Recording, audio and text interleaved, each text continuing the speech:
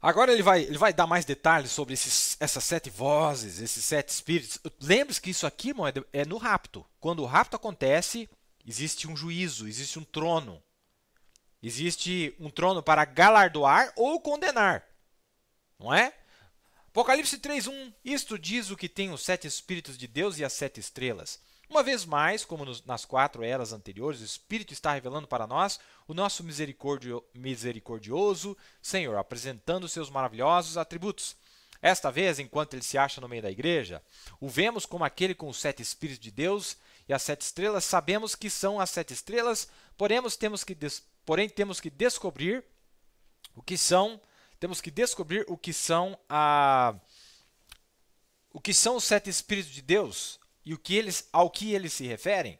Esta mesma frase é encontrada 4 vezes no livro de Apocalipse, não é? Esta mesma frase é encontrada 4 vezes no livro de Apocalipse.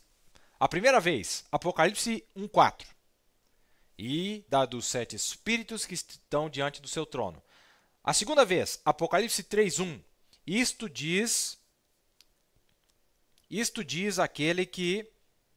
Deixa eu achar aqui para vocês. Isto aqui está. Aqui está a nossa. Aqui é a nossa tela.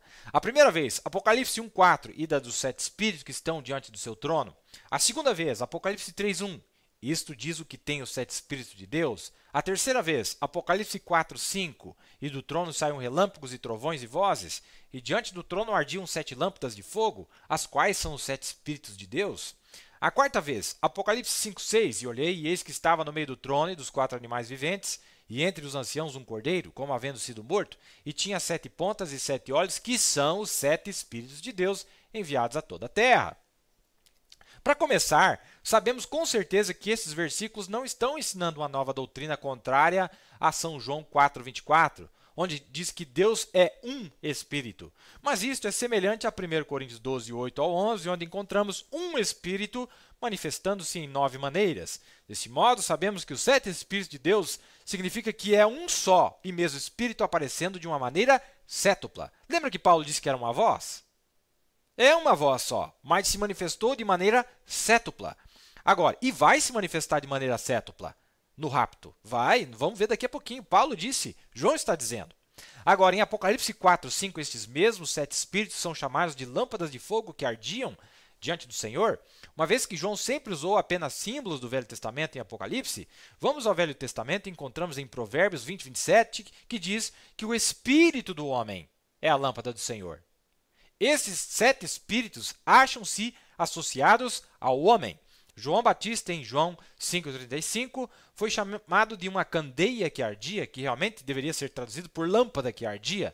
Além disso, em Apocalipse 5:6, os 7 espíritos são identificados como 7 olhos, em Zacarias 4:10, pois quem desprezou o dia das coisas pequenas, pois eles se regozijarão e verão o prumo na mão de Zorobabel com aqueles 7.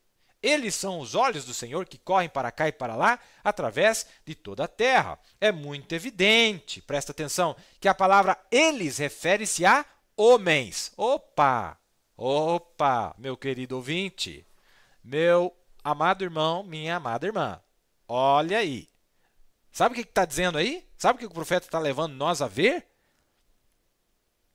Que estas 7 vozes são 7 vozes de 7 homens distintos, um diferente do outro. Aquela voz que Paulo falou lá, não é voz de um anjo celeste que está voando em algum lugar, por aí, com as asas potentes. São homens. Ah, mas irmão, para crer fé nesse tipo de coisa, irmão, eu vou ser sincero para você, viu? Eu vou ser sincero para você. Para você crer nesse tipo de matéria aqui, irmão, ou você nasceu de novo, mas bem nascido mesmo, ou você não vai crer. Está dizendo aqui, ó. Está dizendo claro aqui, o Espírito está falando claramente, a mensagem está falando claramente, são 7 homens. Essas 7 vozes são 7 vozes de 7 homens, que são estes 7. Vamos parar aqui, que você já deve saber quem que é, né? Tudo bem. Evidentemente, Assim vemos que os olhos do Senhor, nesse caso, são homens. Evidentemente, eles serão homens ungidos, né? Claro, e foram, né? Cheios do Espírito Santo, pois os ministros de Deus não estão no poder, de homens, mas do Espírito Santo. Juntando essas descobertas escriturísticas. Ó, gostei dessa parte. Ó. Descobertas escriturísticas. Olha, gostei. Vamos repetir. Descobertas escriturísticas. Fica patente que os 7 Espíritos de Deus refere-se ao ministério contínuo do mesmo Espírito Santo nas vidas de 7 homens, com os quais Deus se identifica muito intimamente. Eles são seus olhos, eles são suas lâmpadas. Quem esses homens são? Pode facilmente ser visto, porque a frase seguinte os chama de 7 estrelas, as quais já nos são muito conhecidas como 7 mensageiros para as 7 eras. Quão belo é isso! Veja, a estrela foi destinada a refletir luz de noite porque o sol se pôs. Exatamente assim o mensageiro, tipificado como uma estrela, para cada era, tinha de refletir a luz do Filho. Todos eles fizeram isto pelo Espírito Santo. Paulo foi o primeiro mensageiro. Oh, mas eu pensei que seria tipo um Gabriel.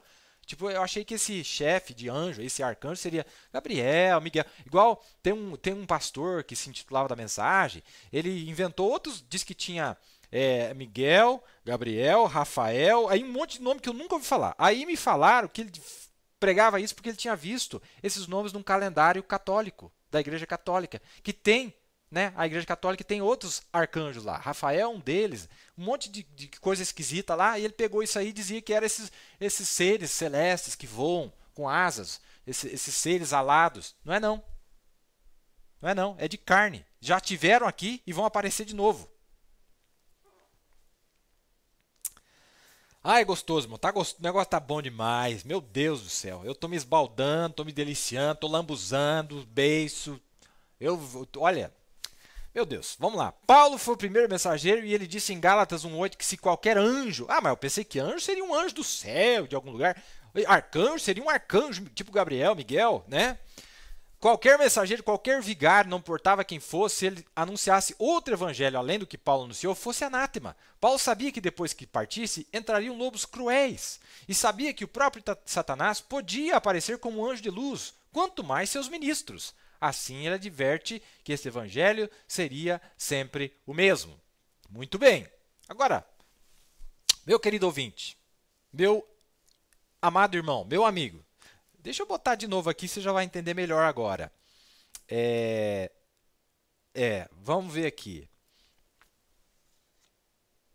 Dá uma olhada aí de novo. Agora você vai começar a entender. Lembra que os mensageiros soaram na era? Não soaram já?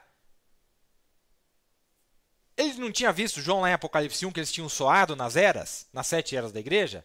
Só que Apocalipse 4, no rapto, soa de novo. As mesmas vozes soam de novo. Olha ele dizendo ali no 146. Então, ele ouviu aquela voz depois, mas não é voz não, é vozes, tá? Não foi só uma voz que ele ouviu. Ele ouviu vozes. E nós vamos entrar lá. Então, ele ouviu aquela voz depois que as eras da igreja se cessaram. Aquela voz saiu da terra. Subiu. E quando ele, né, Cristo, né, chegou na glória, ele ouviu ele dizer, suba aqui. Vou te mostrar o que vai acontecer daqui para frente. Ó que coisa.